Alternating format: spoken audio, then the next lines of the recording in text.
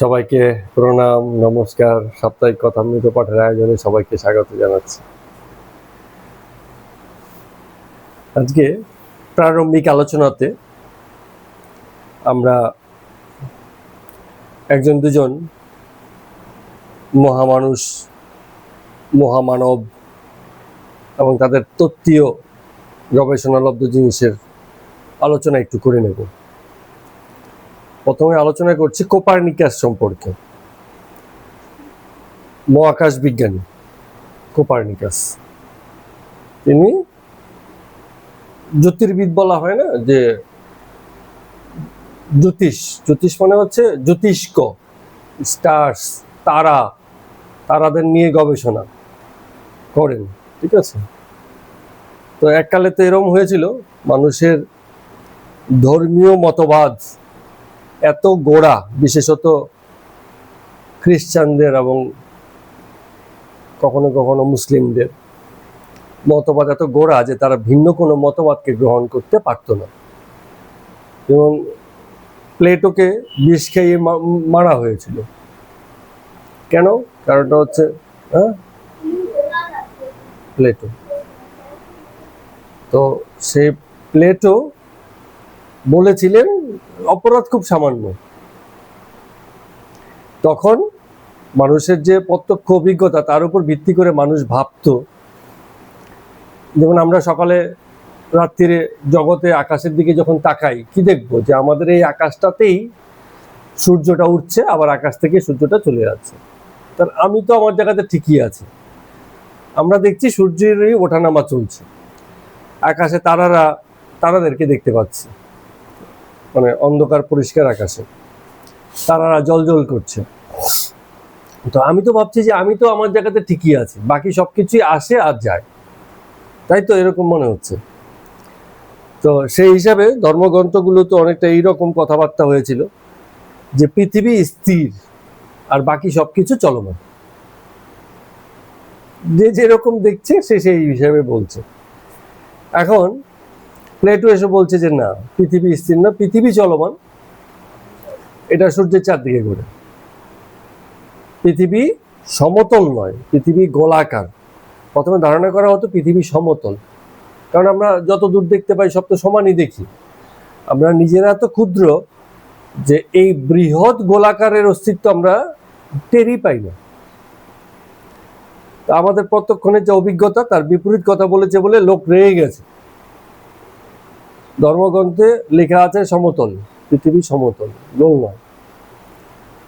তো যেসব ধর্মগ্রন্থে এসব লেখা আছে তারা তো পৃথিবী গোলাকার, পৃথিবী নিজেই ঘোরে, এসব কথাকে মানতে রাজি নয়। তখন একটু গোড়া অন্ধকারপূর্ণ জগৎ ছিল, অজ্ঞানতায় পরিপূর্ণ ছিল। লোকে তাকে রাজার কাছে বিচার দিয়েছে, রাজাও বলছে হ্যাঁ, এইসব কথার ভিতর দিয়ে ধর্ম অবমাননা হচ্ছে, একে ধরো।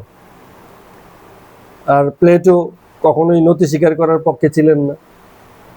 তো তিনি যদি আবার একটু নতি স্বীকার করে, আচ্ছা ভুল হয়ে গেছে, ঠিক আছে মহারাজ ক্ষমা করে দিন, পৃথিবী চলুন সমতল, সে বলছেন না, আমি যেটাকে সত্য জেনেছি আমি তাই বলবো। আমাকে মারবে, ধরবে, রাখবে, সে তোমাদের ব্যাপার, কিন্তু আমার অবস্থান কখনো পাল্টাবে না। তো তখন তাকে রাষ্ট্রীয় সন্ত্রাসের শিকার হতে হলো এবং বিষ খাইয়ে তাকে মারা হলো। রাষ্ট্র ভুল করে, রাষ্ট্রীয় ব্যবস্থাপনাতেও ভুল হয়, সেই ভুলের শিকার দেশের প্রজারা হয়। তো আরো পরে কোপার্নিকাস বলে আরেকজন সৌরবিজ্ঞানী, মহাকাশ বিজ্ঞানী, তিনি একেবারে পরিষ্কারভাবে ব্যাখ্যা করলেন যে পৃথিবী সৌরজগতের কেন্দ্রে নেই।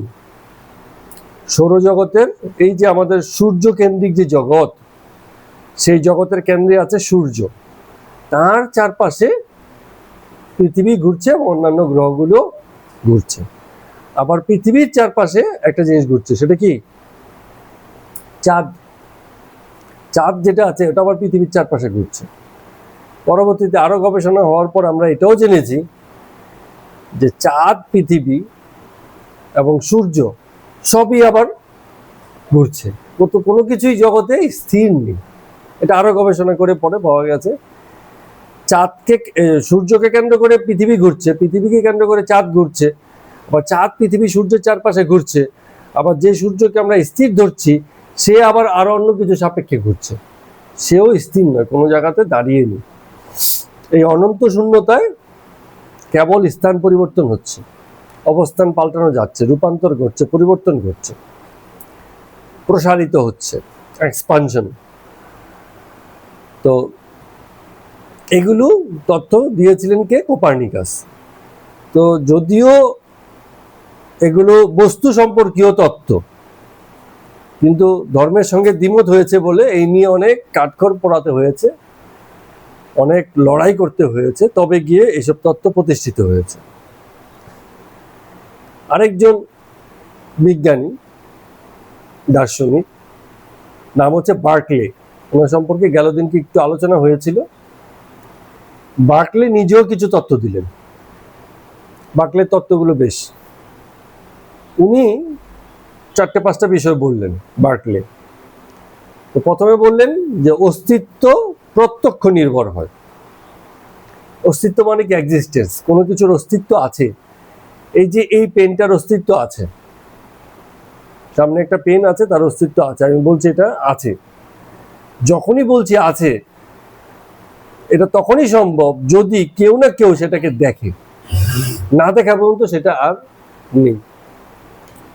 অনেক সময় হয় না যে গাড়ি চলছে রাস্তা দিয়ে, একটু গিয়ে গাড়ির চাকা বসে গেছে, কেন? পরে চাকা নাড়িয়ে দেখা গেল যে একটা পেরেক তার মধ্যে ঢুকে গেছে। তো তখন যে গাড়ি চালাচ্ছিল তাকে বলা হচ্ছে, তুমি দেখোনি যে রাস্তায় পেরেক ছিল? যে গাড়ি চালায় তার পক্ষে রাস্তায় পেরেক দেখে গাড়ি চালানো তো অসম্ভব জিনিস, এ কখনো সম্ভব নয়। পেরেক গুলো এরম ভাবেই পড়ে থাকে যে অজান্তেই চাকাতে ঢুকে যায়, এটাই রীতি, এরকমই হয়। তো তার মানে ওই যে পেরেকটা ছিল তখনই এটা আবিষ্কার হলো যখন এটা খুঁজে পাওয়া গেল। তার আগ পর্যন্ত ওই রাস্তা দিয়ে অনেকে চলে গেছে, অনেক গাড়ি এই পেরেকের ভিতর দিয়েও চলে গেছে, উপর দিয়েও চলে গেছে, সেই পেরেকে তাতে গাঁথেনি। তো কখনো কোনো কোনো টায়ারে গেঁথে যায়, কোনো কোনো টায়ারে গাঁথে না, এইরকম। তো এই পেরেকের অস্তিত্ব তখনই,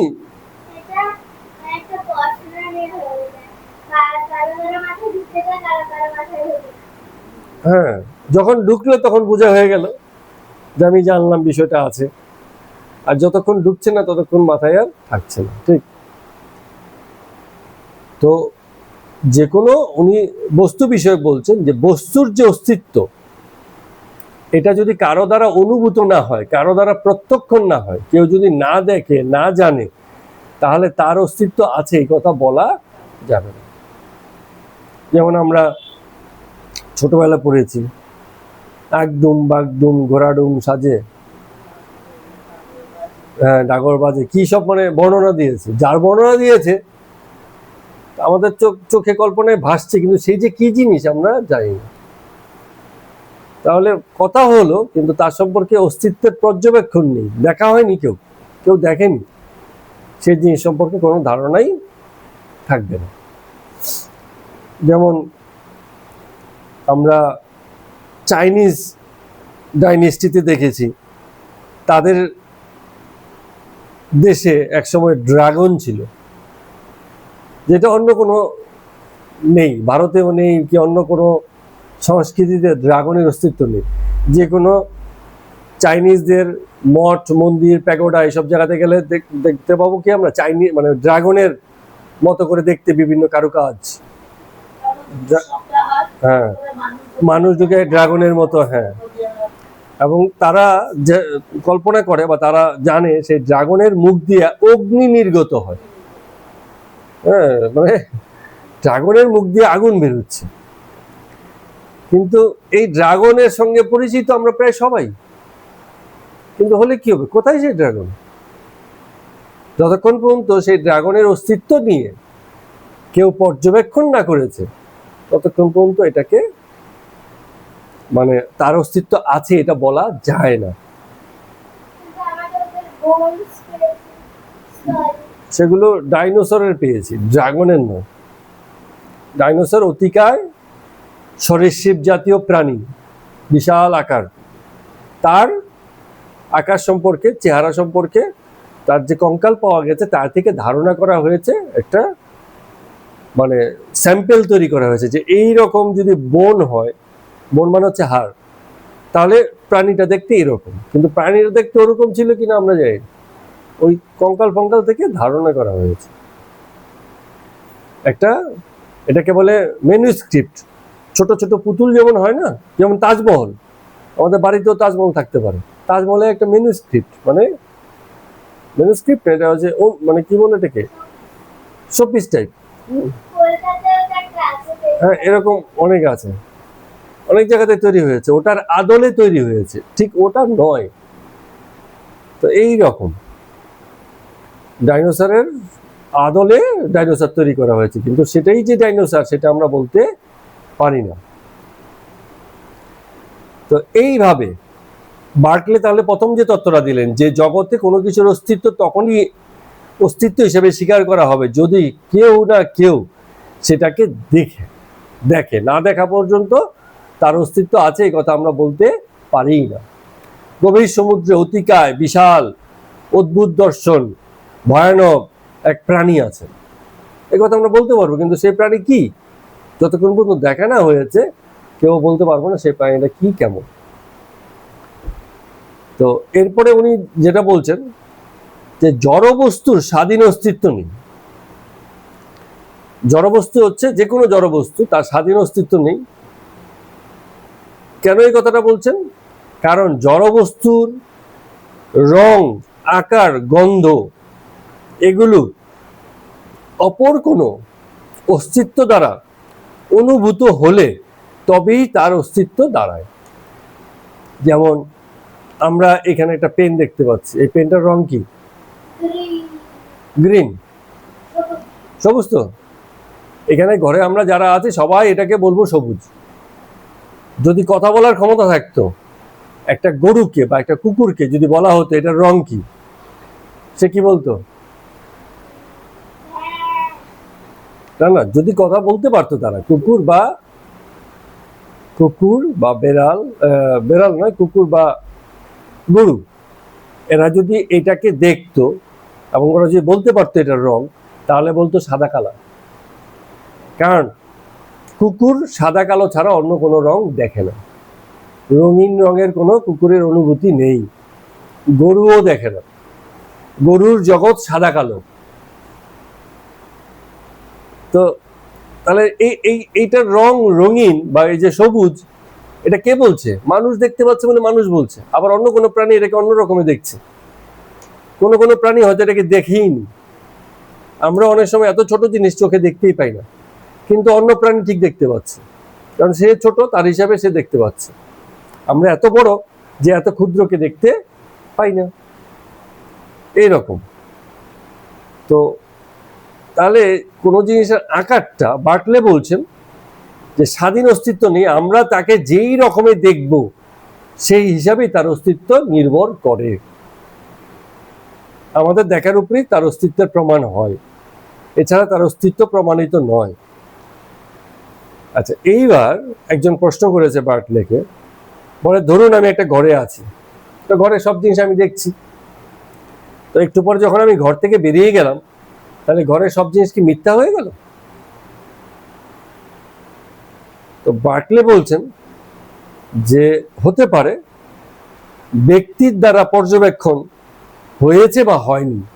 এখানে বার্কলে আবার একটা অন্যরকম একটা কথা বলছেন, বলছে ব্যক্তি দেখুক বা না দেখুক, কোনো একটা অস্তিত্ব দেখুক বা না দেখুক, জগতের সব জায়গাতে একটা অস্তিত্ব সর্বদা বিদ্যমান। সেটা হচ্ছে তিনি বলতে চাইছেন যে ঈশ্বর সর্বদাই জগতের ধারক হয়ে আছেন, জগতে যা কিছু আছে সবকিছুকে তিনি দেখছেন, তিনি অবজার্ভ করছেন, তার অস্তিত্বের বাইরে কোনো কিছু নেই। এটা উনি একটা তত্ত্ব দিলেন যে ঈশ্বরই জগতের ধারক, আমরা দেখি বা না দেখি ঈশ্বর সর্বদা এই জগৎকে ধারণ করে আছেন, যা আমরা দেখিনি তাকেও ধারণ করে আছেন, মানুষ না দেখলেও ঈশ্বর সর্বদা দেখছেন। এটা হচ্ছে তার মতামত। এরপরে তিনি আরেকটা মতামত দিলেন। তিনি বললেন জগতে কেবল দুটো জিনিসই আছে। এত কথা বলার পরে কি কি বলছেন? বলছেন এক, জগতে মন আছে, আর দুই, জগতে ধারণা আছে। মন এবং ধারণা ব্যতীত আর জগতে কিছু নেই। মন কি? মন হচ্ছে এই যে ইন্দ্রিয় যা কিছু জগৎ সম্পর্কে ধারণা করছে সেগুলোকে অনুভবে রূপান্তর করা, বুদ্ধি গ্রাহ্য করা, এটা মনের কাজ। আর মন যা বুদ্ধিগ্রাহ্য করে সেগুলোই হচ্ছে আমাদের ধারণা বা ধ্যান। সেগুলো নিয়েই আমরা আমাদের অস্তিত্ব দাঁড়িয়ে পড়ে। তাহলে মন আর ধারণা ছাড়া জগতে কিছু নেই। এখন বার্টলের মতে একটা এককোষী প্রাণী অস্তিত্ব নেই বললেই চলে। কারণ কি? একটা এককোষী প্রাণী এমিবা, যেটাকে আমরা দেখতে পাই না, ছোট্ট একটা কোষ, এত ছোট, দেখতে পাচ্ছি না। তো বার্টলের মতে তার অস্তিত্ব নেই, কারণ যতক্ষণ পর্যন্ত আমরা না দেখছি অ্যামিবা নিজেকে নিজে দেখতে পায় না। এককোষী প্রাণী, তার চোখ টোক কিছু নেই, এত ছোট, ও একেবারে অণু খাদ্য গ্রহণ করে, খাদ্যের কণা গ্রহণ করে। ও নিজেই এত ছোট যে ওকে আমরা মাইক্রোস্কোপ ছাড়া দেখতেই পাই না। মাইক্রোস্কোপের নিচে বিভিন্ন, এই যে দেখায় না, ইউটিউবে দেখবে কি ফেসবুকে রিল ফিলে দেখবে, ছোট একটা জিনিসকে মাইক্রোস্কোপে নিয়ে গিয়ে ভিতরে দেখা যাচ্ছে কত রকম প্রাণী, অণুজীব সেখানটায় আছে। তো অত ছোট বা তার থেকেও ছোট। তো আমরা দেখেছি বলেই অ্যামিবার অস্তিত্বকে স্বীকার করা যাচ্ছে, কিন্তু অ্যামিবা নিজে দর্শন বুদ্ধির ক্ষমতা নেই, সে নিজেকে শনাক্ত করতে পারে না, সেই হিসাবে তার অস্তিত্ব নেই। কিন্তু অপর কেউ দেখলেও অস্তিত্ব আছে। অন্য কোনো উচ্চতর সত্তা অস্তিত্ব যদি দেখে তাহলেও তার অস্তিত্ব দাঁড়ায়। আর যতক্ষণ পর্যন্ত না দেখা গেছে ততক্ষণ পর্যন্ত তার অস্তিত্ব নেই, এটাই ধরে চলতে হবে। এসব কথা কে বলছেন? বার্টলে বলেছেন। তো এই সব কথাবার্তা যেগুলো বলছেন, মজার ব্যাপার হচ্ছে আমরা রামকৃষ্ণ পরমহংসদেবের কাছে যেসব কথাবার্তা শুনি, বা তার যারা পার্শ্বদ আছেন, সঙ্গের ভক্তবৃন্দ আছেন, তার মধ্যে যারা একটু পড়াশোনা করেছেন, তাদের মধ্যে এইসব কথাবার্তা প্রায়ই শোনা যায়। এবং এই জগতের যে রিলেটিভিটি, প্রাসঙ্গিকতা, ব্যাখ্যা, সেসব বিষয়ে কিন্তু বিভিন্ন সময়ে কথামৃততে আলোচনা হয়েছে, উচ্চতর আলোচনা হয়েছে। তো এই নিয়ে নিশ্চয়ই আরো আলোচনা হবে। প্রারম্ভিক এই আলোচনা থেকে আজকে আমরা কথামৃতের পর্ব সংখ্যা 156 শুরু করছি।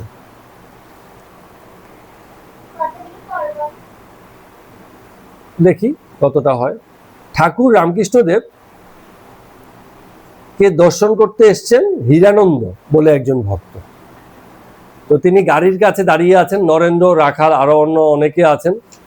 মানে দর্শন করে উনি বাড়িতে চলে যাচ্ছেন। সকাল বেলা 10টা। হীরানন্দ বাবু আবার কালকে আসবেন। আজকে বুধবার 21 এপ্রিল 1886 খ্রিস্টাব্দ। একেবারে প্রায় সমসাময়িক সময়ে ঘটনা।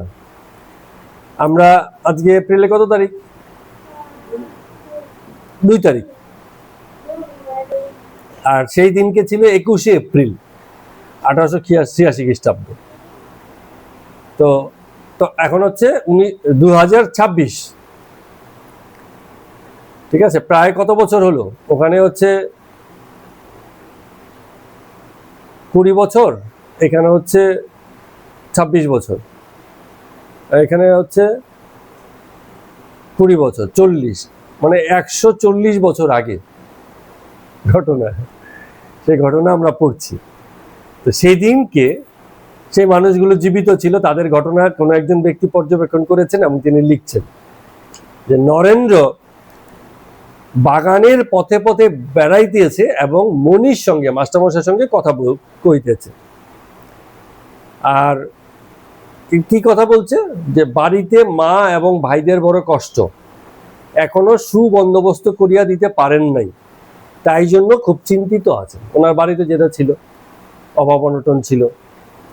তো বিদ্যাসাগরের স্কুলের কর্মের আমার দরকার নাই, নরেন্দ্র বলছে, উনি সেখানে কাজ করতে চান না।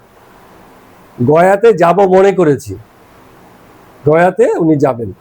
একজন জমিদারির ম্যানেজারের কর্মের জন্য একজন কথা বলেছে, মানে কোনো একজন ব্যক্তি বলেছে যে একজন জমিদার বাবু আছে, তার ম্যানেজারের কাজকর্ম করে দেওয়ার জন্য একজন লোক চাই। সেই কর্ম বা কাজ করবেন বলে, চাকরি করবেন বলে নরেন্দ্র গয়াতে যাওয়ার চিন্তা ভাবনা করছেন এবং আক্ষেপ করে বলছেন ঈশ্বর টিশ্বর এসব কিছু নাই। অভিমান থেকে বলছেন, কারণ কোনো কিছুতে কিছু করে উঠতে পারছেন না। তো মনি হাসছেন তার এই অভিমানটা দেখে, বলছেন যে তুমি এখন বলছো বটে, পরে কিন্তু আবার বলবে না, আমিও সেটা জানি। মানুষের হঠাৎ হঠাৎ অভিমান হয়। অনেক সংসারী ব্যক্তিও ঈশ্বরের কাছে এত কান্নাকাটি করে কিন্তু তার দুরবস্থা দূর হয় না।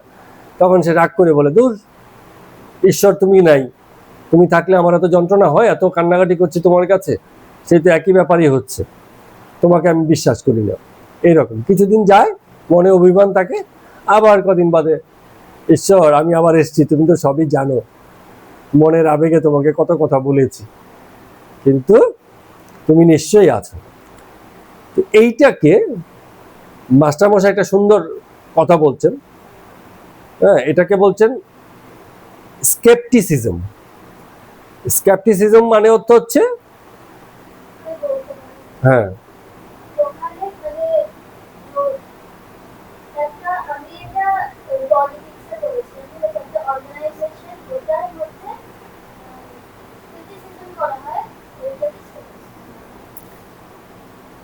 ক্রিটিসিজম মানে হচ্ছে তুচ্ছ তাচ্ছিল্য করা, স্পেকটিসিজম মানে হচ্ছে সংশয়বাদ, আদৌ আছে কি নেই এ ব্যাপারে সন্দেহ প্রকাশ করা।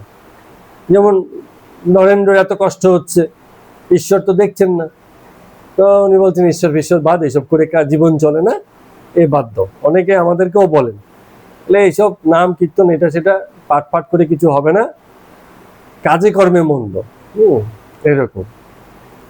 তো এটা হচ্ছে সংশয়বাদ। তো এটাকে খুব সহজভাবে নিয়েছেন মাস্টারমশাই, বলছেন যে সংশয়বাদ বা স্পেকটিসিজম ঈশ্বর লাভের পথে একটা স্টেজ, একটা ধাপ। এইসব ধাপও সবাইকে পার করতে হয়, মনে সন্দেহও আসে, আবার সেই সব ধাপ পার করে তবেই ভগবানকে পাওয়া যায়।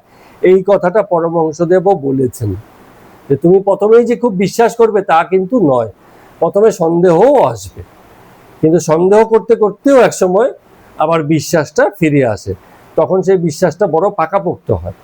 কিন্তু প্রথমে স্পেকটিসিজম বা সংশয়বাদ থাকে। নরেন্দ্র বলছে, আপনি তো বলছেন এই যেমন গাছটাকে দেখছি, এমন করে কেউ ভগবানকে দেখেছে? মাস্টারমশাই বলছেন, হ্যাঁ ঠাকুর দেখেছেন। নরেন্দ্র বলছে, সেসব মনের ভুলে হতে পারে, আমি ঠাকুরকেও বলেছি তুমি মনের ভুলে এসব দেখেছো।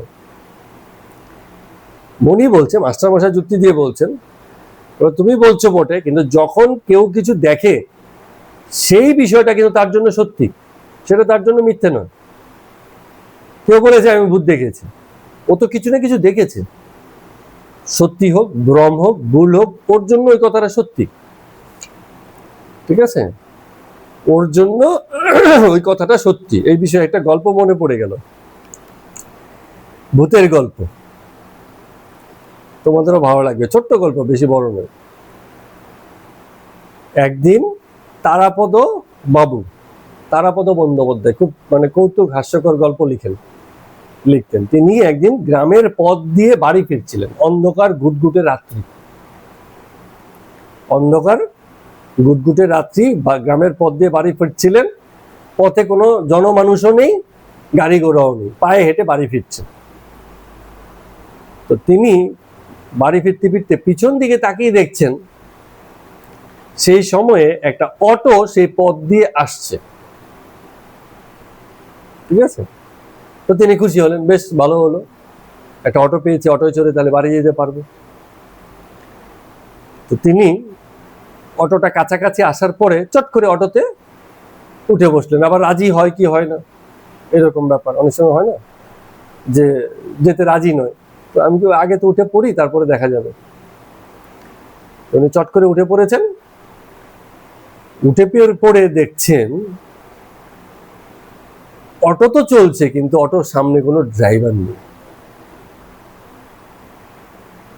মানে প্রথমে ভেবেছেন হয়তো ভুল হচ্ছে, চোখ ফোক রোগড়ে ফোগড়ে দেখছেন যে আসলেই তো কেউ নেই সামনে, আর উনি উঠে আসেন, অটো চলছে, ধীরে ধীরে অটো চলছে। তো এই দৃশ্য দেখে ওনার হাত পা মানে জমে যাওয়ার জোগাড়।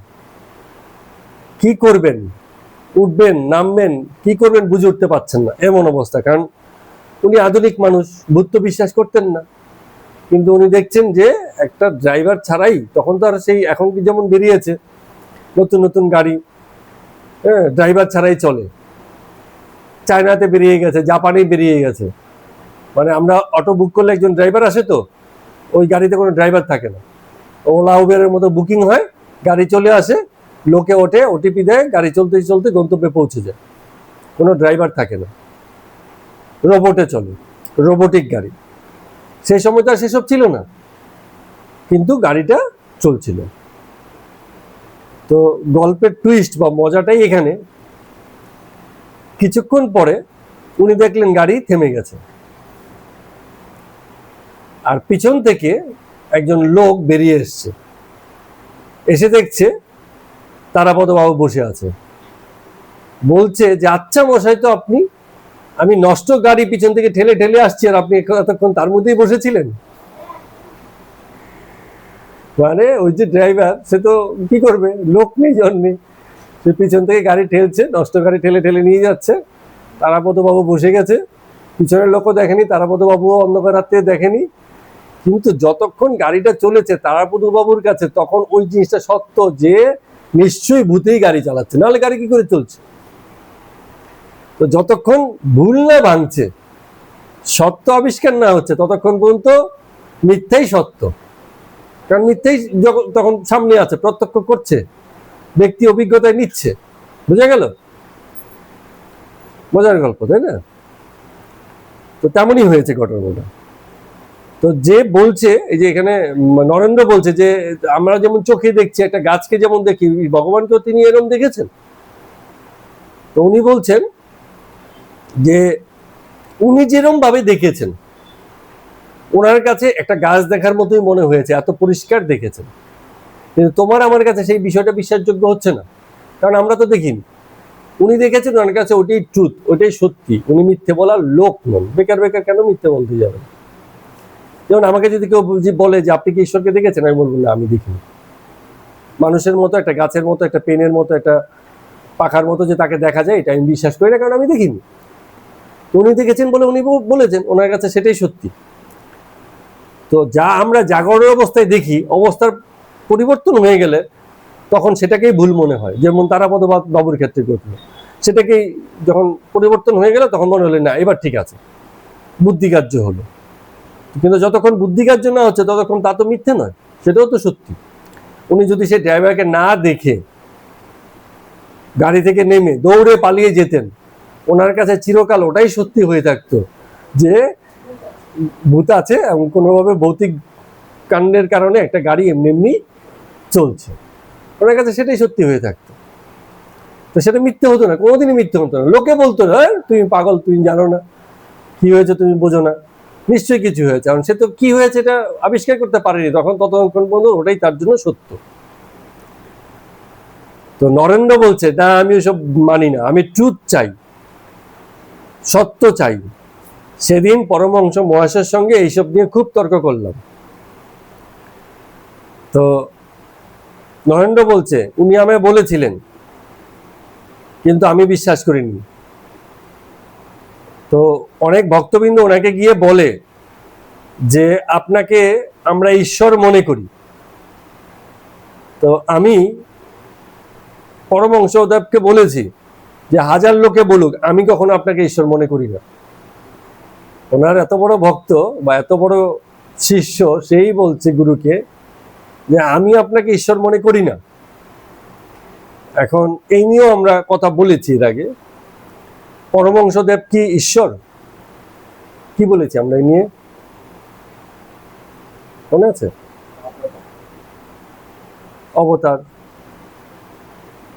আমরা বলেছিলাম যে ঈশ্বর অনেক রূপে প্রকাশিত হন, আকাশের এত মেঘ কোথাও কোথাও ঘনীভূত হয়, আকাশের মেঘ অনেক সময় এরোপ্লেনের মতো হয়ে যায়, হাতির মতো হয়ে যায়, শিবের মতো হয়ে যায়, কিন্তু আদতে সেটা মেঘই, মেঘ ছাড়া অন্য কিছু নয়।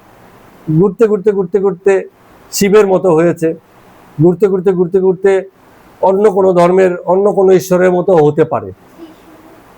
হ্যাঁ, ত্রিশূলের মতো হয়েছে, এরোপ্লেনের মতো তো হয়েই যায়, পাখির মতো হয়ে যায়, মানুষের মতো চেহারা হয়, ঠিক আছে, এই রকম ভাবে হয়। আকাশের চাঁদের দিকে তাকিয়ে আমাদের মনে হয় কোনো একটা বুড়ি সেখানে চরকা কাটছে, কত রকম কিছু মনে হচ্ছে। তো এই যে এত কিছু মনে হচ্ছে, কি বিষয়ে বলছিলাম, যে মানে রামকৃষ্ণদেব ঈশ্বর কিনা সেই বিষয়ে বলছিলাম, যে এই যে এত রকম প্রকাশ ঘটছে, সেই তো একই মেঘ, একই মেঘেরই এত রকম প্রকাশ।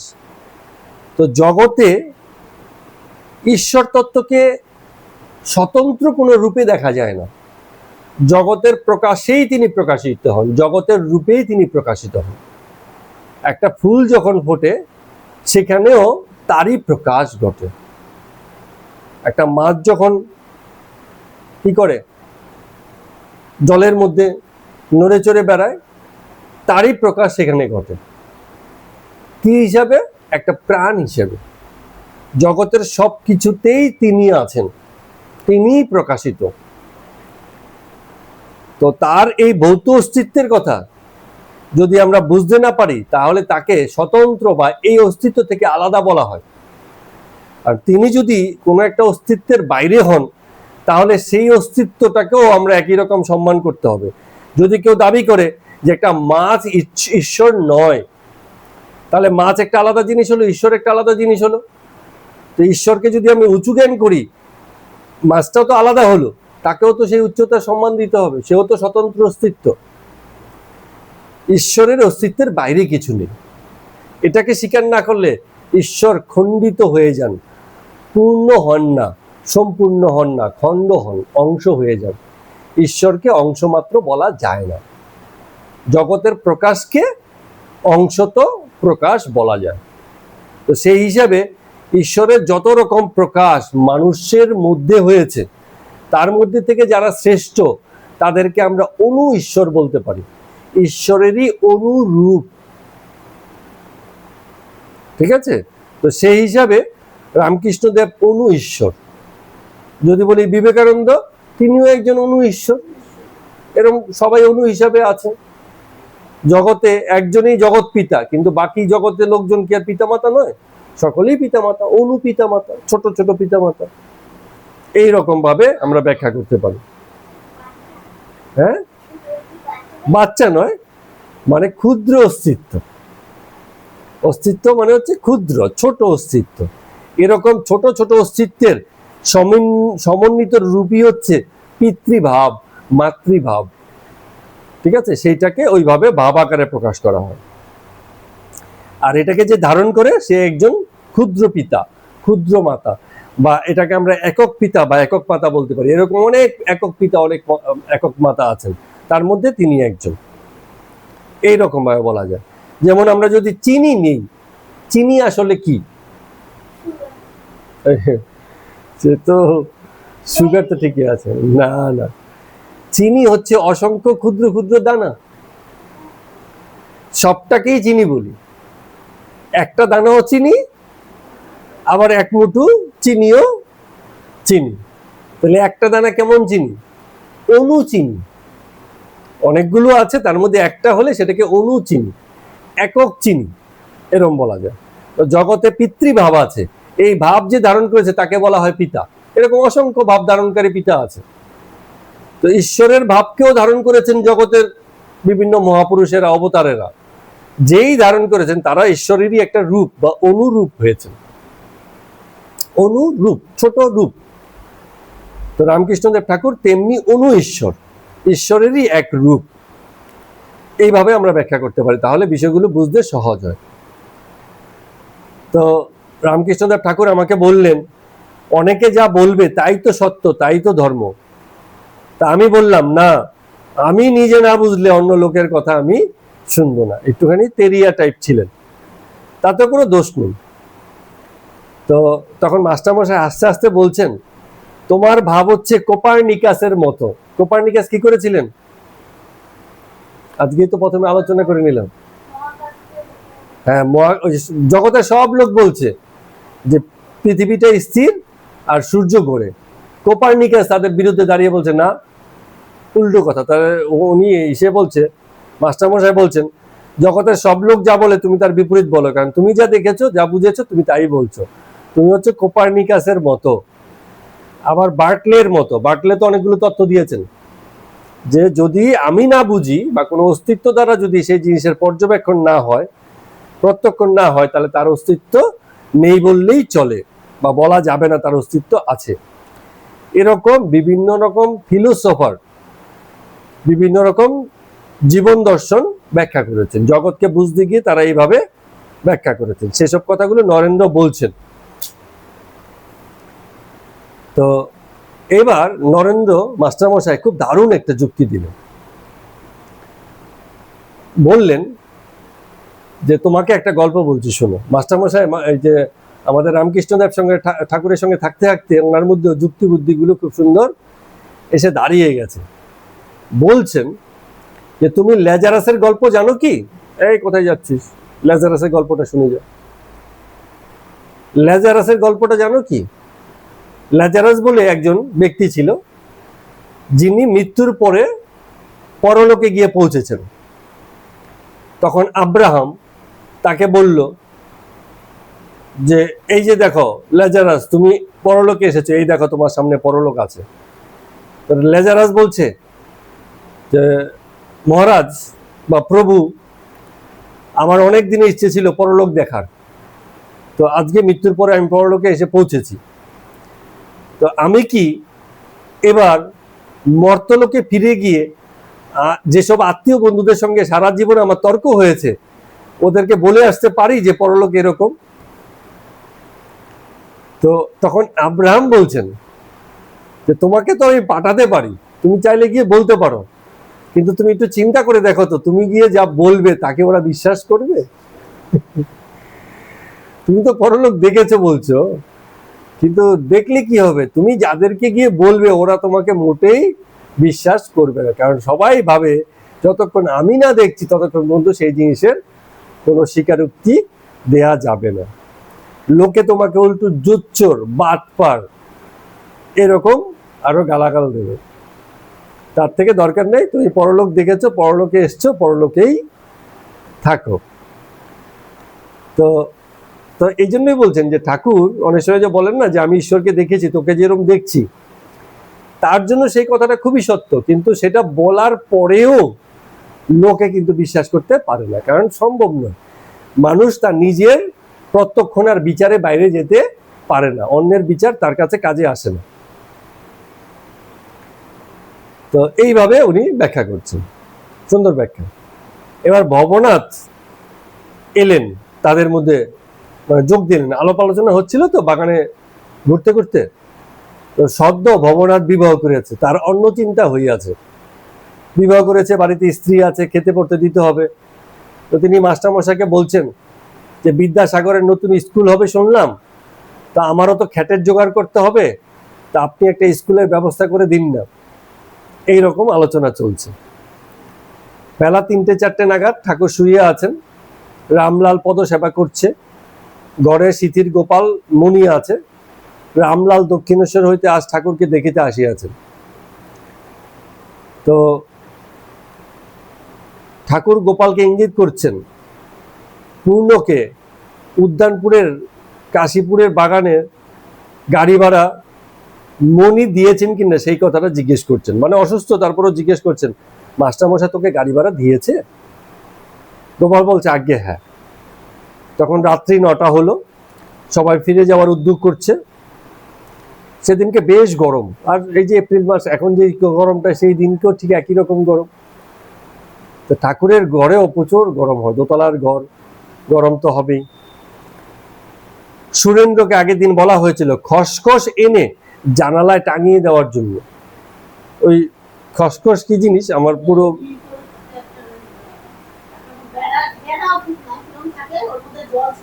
আচ্ছা ঘরটা ঠান্ডা আছে চোখ করে রাখে আচ্ছা তাহলে হাওয়াটা ঢোকে ঠান্ডা হয়ে ঢোকে ঠান্ডা হয় হুম তো বলছেন যে খসখস আনিয়া দেব এই ব্যাপারে তো কথা হয়েছিল পর্দা করিয়া জানালায় টাঙিয়ে রেখে দিলে ঘর বেশ ঠান্ডা হইবে সুরেন্দ্র জিজ্ঞেস করছে কই খসখস কই কেউ পর্দা টাঙিয়ে দিলে না তোমাদের কি বলবো আছো তো দিনরাত সেবার জন্য কিন্তু কোনো কিছুই মনোযোগ দাও না মানে সুরেন্দ্র একটুখানি বিরক্ত হয়েছেন তো একজন ভক্ত হাসতে হাসতে বলছেন এখন এখানকার ভক্তদের ব্রহ্মজ্ঞানের অবস্থা সোহম জগৎ মিথ্যা মানে আমি জগৎ আমি প্রভু আর জগতে সবকিছু মিথ্যা যতক্ষণ পর্যন্ত পরমহংসদেবের আমি প্রভু তুমি দাস তুমি আমি না তুমি প্রভু আমি দাস এই মনোভাব না আসবে এই সেবার মনোভাব যতক্ষণ না আসবে ততক্ষণ পর্যন্ত কেউ খসখস আনবে না সেটাকে টাঙিয়েও দেবে না তো এই কথা শুনে বাকিরা সবাই আবার হাসাহাসি করছে এরকম অসুস্থতার মধ্যেও কিছু হাসি আনন্দ কিছু গল্প কথা মারা গেছে তার মানে খুব কাছাকাছি সময় তো আজকের মতো কথামৃত পাঠ আমরা এখানেই শেষ করছি সবাইকে প্রণাম এবং নমস্কার